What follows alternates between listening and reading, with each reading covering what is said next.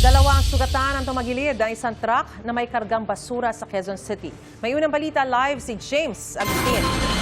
James, good morning.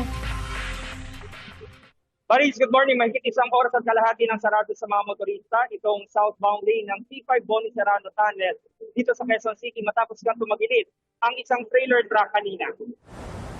Pasado alas 5 ng umaga ng mga aksidente ang trailer truck na may kargang mga basura. Ayon sa 40 anyos na driver, galing silang Porac, Pampanga at patungo sa Batangas. Pababa na raw sila sa tunnel ng madulas ang gulong dahil basa ang bahagi ng kalsada. Nawalan na raw ng control ang driver sa manibela hanggang tumagilid ang truck. Nabasag ang windshield ng truck at tumapon ang mga kargang basura. Nagtamo ang driver ng sugat sa braso habang ang kanyang asawa ay may sugat sa ulo. Pinamot sila ng Road Emergency Group ng MMDA. Alas 5:30 ng umaga nang isinara sa mga motorista ang southbound lane ng tunnel ng T5 Boni Serrano. Buti na lang holiday kaya wala gaano mga sasakyan at hindi traffic sa C5 ngayong umaga.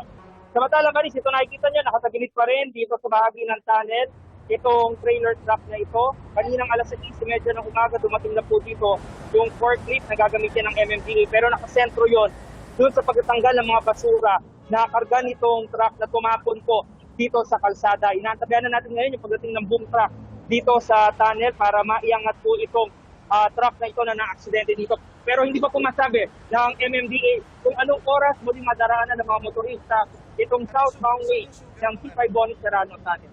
Yung muna po yung latest mula po rito sa Quezon City. James Agustin, GMA News.